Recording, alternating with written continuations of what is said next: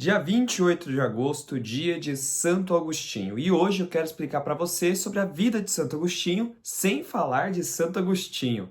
Parece antagônico, né? Mas hoje eu quero falar sobre a vida de Santo Agostinho, explicando a capa deste livro. Este livro aqui é o livro de Santo Agostinho, a biografia do santo, escrito pela minha biblioteca católica. E hoje eu queria falar um pouquinho sobre os ensinamentos, a vida de Santo Agostinho, explicando essa capa que é cheia de significados que vão contribuir para você ter uma noção a mais sobre o que foi Santo Agostinho para a Igreja Católica e como foi também a sua conversão e suas grandes obras. E para começarmos a nossa explicação, eu quero mostrar para vocês as cores que estão presentes nesta capa do livro. São três cores que se destacam: o verde, o vermelho e esse amarelo barra bege. Essas três cores possuem um significado imenso. A cor verde tem o significado do bispo, porque afinal de contas, Agostinho foi um bispo da Igreja Católica também. Então, o verde simboliza essa parte do clero, essa parte do bispo. O vermelho significa o Espírito Santo. Então, você vê aqui que tem várias cores vermelhas, o coração aqui, ícone de Santo Agostinho, tudo em vermelho. Mais tarde eu vou explicar para você por que estão em vermelho. E o amarelo significa a santidade, na qual Santo Agostinho conseguiu viver, né? Essa santidade. E avançando um pouquinho mais na nossa explicação, se vocês prestarem bastante atenção, em volta aqui da capa do livro, ele tem um ornamento romano. Por quê? Santo Agostinho nasceu em Hipona, na África. Entretanto, cruzando o Mediterrâneo ali, a gente já está na Europa. Então, os estudos de Santo Agostinho, a vida de Santo Agostinho também se decorreu ali na Itália. Não existia Itália na época, mas é na região ali da Itália. E aquela região era dominada pelo Império Romano. Império Romano, que na época de Santo Agostinho estava em crise por causa de corrupções que existiam no Império, crise econômica, invasões bárbaras. Então, esse contexto do Império Romano vai contribuir para Santo Agostinho mais para frente vir a escrever um livro chamado A Cidade de Deus e dos Homens. E aproveitando essa explicação da Cidade de Deus e dos Homens, aqui na capa do livro tem uma divisão também. Então, desta linha aqui para baixo está a Cidade dos Homens, representados pelos 7 vícios capitais. Aqui tem 7 animaizinhos, representando os vícios capitais. E desta linha aqui para cima está representado a Cidade de Deus. Como que ela está representada? Através das virtudes teologais e cardinais. Então, ó, tem 1, 2, 3, 4, 5, 6, 7. E também o coração, ícone de Santo Agostinho. O que significa esse coração? Ele significa a transição entre a cidade dos homens, que é dessa linha aqui para baixo, para a cidade de Deus, que é buscando algo mais elevado. E já que eu comentei, vamos ver aqui os símbolos que representam as virtudes teologais. Aquela virtude teologal significa aquela virtude que o fim ou a origem vem de Deus, tá bom? Então, ó, temos aqui a cruz, que representa a fé. Temos aqui a caridade, esse coração aqui, ó, representa a caridade.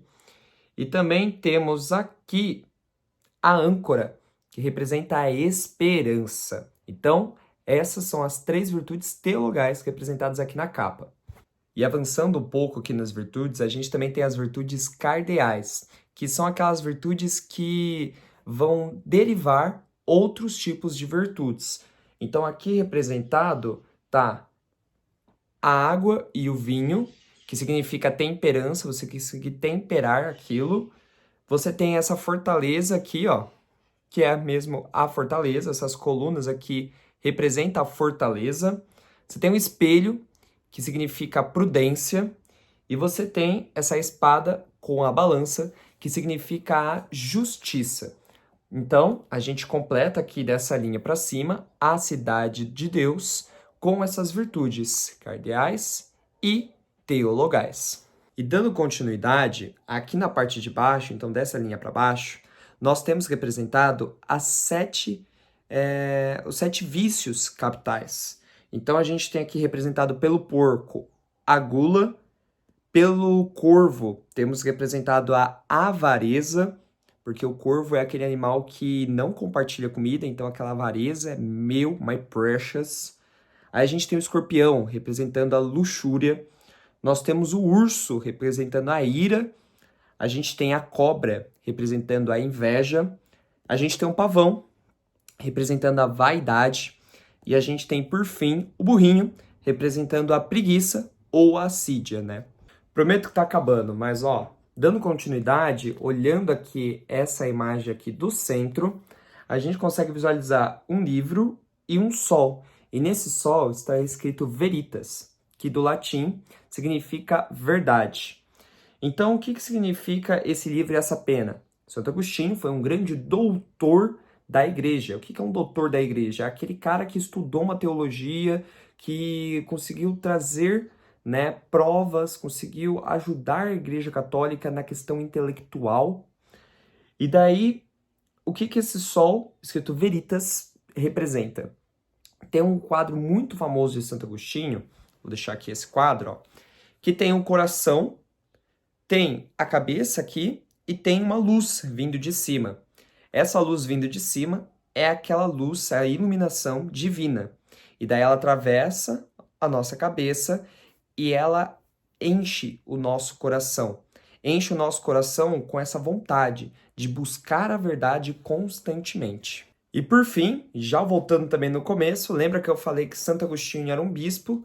Aqui no livro também tem alguns elementos que marcam a figura do bispo, como por exemplo aquele chapeuzinho, que é a mitra, e o báculo, que é o cajadinho lá do bispo.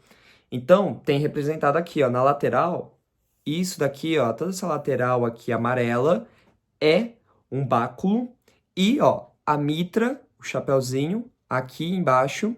E daí também tem as cruzes, ó, aqui em cima tem as cruzes também, que é uma marca também, são uma veste icônica, assim, dos bispos. Então, também apresenta aqui, ó, na lateral, também tem, ó, o báculo, que daí faz essa representação de santidade que Agostinho também foi. Então, essa figura do bispo. E por fim, eu queria deixar muita recomendação deste livro para você que quer entender sobre a vida de Santo Agostinho, ler esse livro da minha biblioteca católica. Ele tem uma leitura fluida, uma linguagem simples, não é rebuscada, não é difícil de entender, tem vários comentários embaixo aqui, ó, nas páginas, tem comentários que ajudam a você a entender e a elucidar os fatos históricos, os contextos, ou até mesmo a filosofia de Agostinho. E também muitas pessoas, né, começam a ler sobre Santo Agostinho através da sua obra mais famosa, que é As Confissões.